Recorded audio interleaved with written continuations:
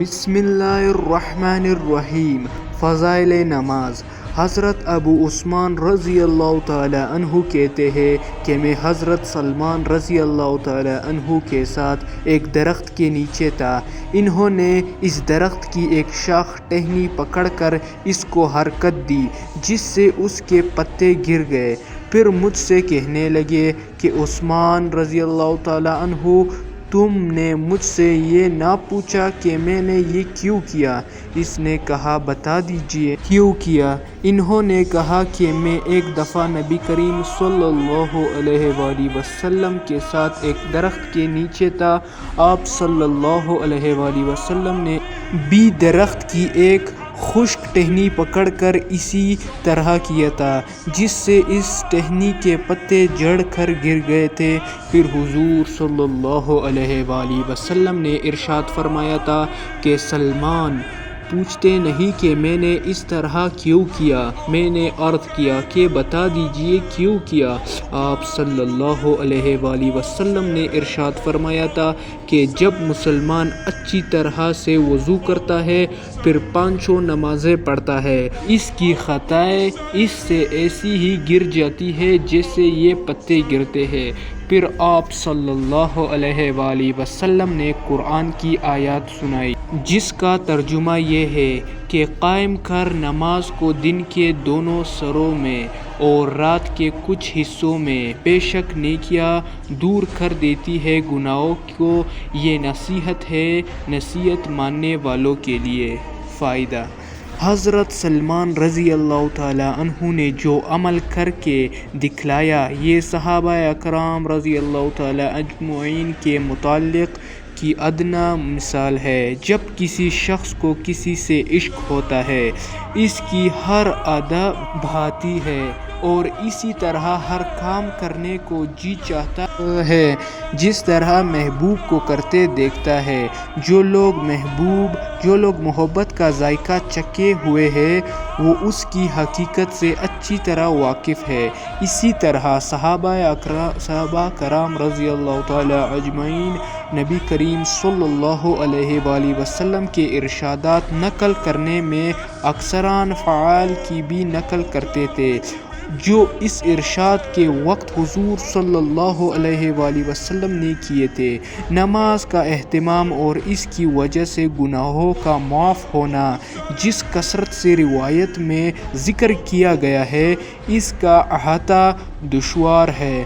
پہلے بھی متعدد روایات میں یہ مضمون گزر چکا ہے۔ علماء نے اس کو اسے صغیرہ گناہوں کے ساتھ مخصوص کیا ہے جیسا پہلے معلوم ہو چکا تھا، مگر حدیث میں صغیرہ کبیرہ کی کچھ قید نہیں ہے۔ متعلق گناہوں کا ذکر ہے۔ میرے والد صاحب رحمۃ اللہ علیہ نے تعلیم کے وقت اس کی 2 جہیں ارشاد فرمائی تھی۔ ایک یہ کہ مسلمان کی شان سے بعید ہے کہ اس کے ذمے کوئی کبیرہ ہو۔ اول تو اس سے گناہ کبیرے کا صادر ہونا ہی مشکل ہے اور اگر ہو بھی گیا تو بغیر توبہ کے اس کو چین آنا مشکل ہے۔ یہ مطلب ایک مومن کی نشانی ہے کہ اس سے اگر کبیرہ گناہ ہو جائے تو اسے اس کا چین سے بیٹھنا مشکل ہے تب تک کہ وہ توبہ نہ کرے۔ اور مسلمان کی مسلمانی شان کا مقتضا یہ ہے کہ جب اس سے کبیرہ صادر ہو جائے یعنی کبیرہ گناہ ہو جائے تو اتنے رپیٹ کر اس کو دھو نہ لے، اس کو چین نہ آئے۔ البتہ صغیرہ گناہ ایسے ہیں کہ ان کی طرف بسا اوقات التفات نہیں ہوتا ہے اور ذمے پر رہ جاتے ہیں جو نماز وغیرہ سے معاف ہو جاتے ہیں۔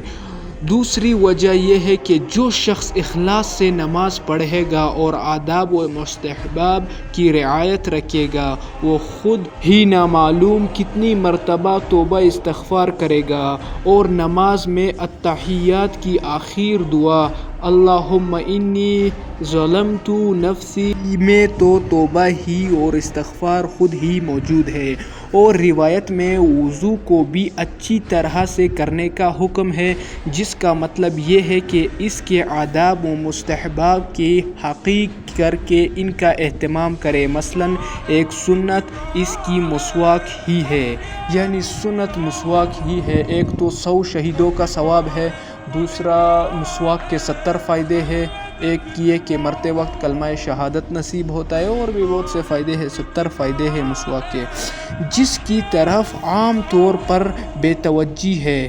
مسواک کی بات ہو رہی ہے، مسواک کے جو اتنے بڑے بڑے فائدے ہیں، سنت عمل بھی ہے، اور سب سے زیادہ بے توجہی اسی ہی چیز کی ہو رہی ہے۔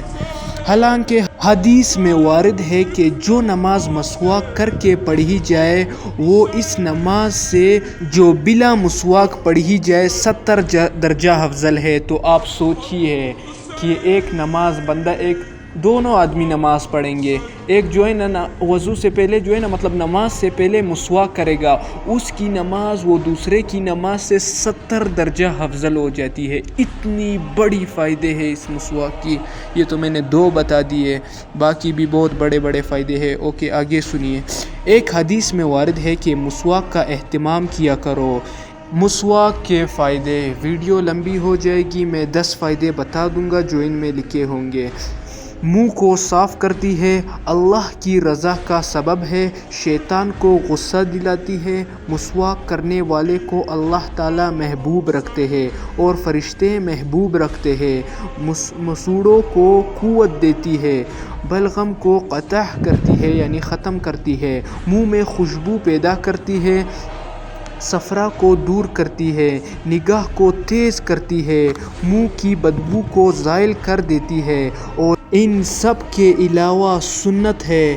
مبتدع الحجر رحمۃ اللہ علیہ علماء نے لکھا ہے کہ مسواک کے اہتمام میں 70 فائدے ہیں، جن میں سے ایک یہ ہے کہ مرتے وقت کلمہ شہادت پڑھنا نصیب ہوتا ہے، اور اس کے بالمقابل افیون کھانے کے 70 نقصانات ہیں، جن میں سے ایک یہ ہے کہ مرتے وقت کلمہ یاد نہیں آتا۔ اچھی طرح وضو کرنے کے فضائل و حدیث میں بڑی کثرت سے آئے ہیں۔ وضو کا اعضاء قیامت کے دن روشن اور چمکدار ہوں گے، اور اس سے حضور صلی اللہ علیہ وآلہ وسلم فوراً اپنے آپ حضرات نے خود سنا۔ اتنے بڑے بڑے فائدے ہیں مسواک کے، اور آج کل مسلمان اس سے بھی غافل ہے۔ کیا ہے، 1 منٹ بھی نہیں لگتا مسواک کرنے کو، وہ سنت تو پوری ہو جائے، کم از کم بندہ کچھ سیکنڈز ہی کرے، وہ سنت تو پوری ہو جائے، وہ فائدے تو ملے مسواک کے۔ اتنا عظیم چیز ہے مسواک۔ سب سے پہلے ان سب سے افضل حضور پاک صلی اللہ علیہ وآلہ وسلم کا سنت عمل ہے۔ آج کل کے دور میں حضور پاک صلی اللہ علیہ وآلہ وسلم کا ایک سنت زندہ کرنا 100 شہیدوں کے برابر کا ثواب ہے، اور مسواک کے 70 فائدے ہیں، 70 میں سے 10 میں نے بتا دیے کتنے بڑے بڑے فائدے ہیں۔ حضور پاک صلی اللہ علیہ وآلہ وسلم اپنے امتی کو پہچان لیں گے، کتنے بڑے بڑے عظیم فائدے ہیں اس کے، اور کتنے کتنے بڑے فائدے ہوں گے اس کے۔ اللہ پاک ہمیں نماز اور وضو سے پہلے مسواک کرنے کی توفیق نصیب فرمائے۔ جیسے کہ 2 بندے نماز کہہ رہے، 2 بندے نماز پڑھ رہے ہوتے ہیں، ایک جو ہے نا وضو کر کے نماز پڑھ رہا ہوتا ہے، اور دوسرا جو ہے نا 1 منٹ کی مشقت کرنے والا، کیونکہ اس نے 1 منٹ میں مسواک کیا تھا۔ وہ مسواک والی نماز اور بغیر مسواک والی نماز میں 70 درجے فرق ہے، مطلب مسواک کرنے والی کی نماز 70 درجے افضل ہو جاتی ہے، اور بغیر مسواک کی نماز کرنے والا، ابھی میں آپ لوگوں کو اچھی مثال دے دوں گا۔ 2 بندے ہیں مسجد میں نماز پڑھ رہے ہیں، تو مسجد میں نماز پڑھنے کی تکبیر اللہ کے ساتھ نماز پڑھنے والے کا ثواب تو آپ سب کو پتہ ہے 27 سے 25 درجے کے برابر ہے نا۔ ابھی 2 بندے ہیں، دونوں تکبیر اللہ کے ساتھ یعنی مسجد میں نماز پڑھنے جا رہے ہیں، بس فرق صرف یہ ہے ایک نے مسواک کیا، دوسرے نے مسواک نہیں کیا۔ ابھی آپ لوگ حساب لگا لے، ویسے حساب تو لگانا نہیں چاہیے، لیکن آپ لوگوں کو سمجھانے کے لیے میں کہہ رہا ہوں، اگر लाख रुपए का आप लोग हिसाब लगा लें کہ لاکھ ایک درجہ جو ہے نا لاکھ روپے کے برابر ہے. دنیاوی حساب سے بندہ ویسے ہی حساب لگا رہا ہوں, ٹھیک ہے, مسئلہ نہیں ہے اتنا, کہ لاکھ روپے آپ لوگوں کو مل رہے ہیں, ٹھیک ہے. تو 27 لاکھ ہو گئے مسجد میں نماز پڑھنے سے.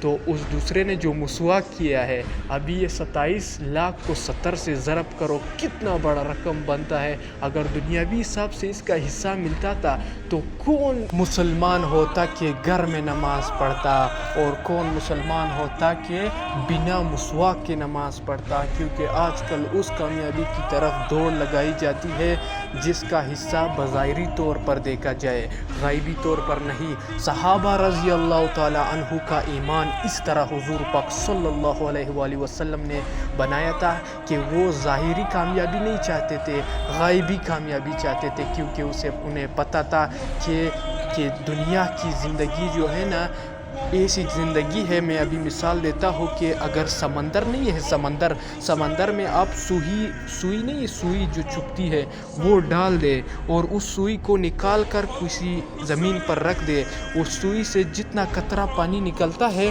وہ دنیا کی زندگی ہے, وہ سمندر آخرت کی زندگی ہے. تو اس لیے ہمیں دنیا میں بھیجا گیا ہے وہ زندگی بنانے کے لیے. یہ تو ختم ہو جائے گی. اگر اس زندگی کی, اگر اس دنیا کی اللہ پاک کے سامنے ایک مچھر کے پر کے برابر بھی حیثیت ہوتی, تو جو اللہ پاک کے اتنے نافرمانی کرتے ہیں, شرک کرتے ہیں یہ یہود و نصارہ, تو اللہ پاک ان کو ایک گھونٹ پانی تک نہیں پلاتے. کیونکہ اس دنیا کی اللہ پاک کے سامنے مچھر کے پر کے بھی ذرہ برابر حیثیت نہیں ہے. تو اللہ پاک عمل کرنے کی توفیق نصیب فرمائے.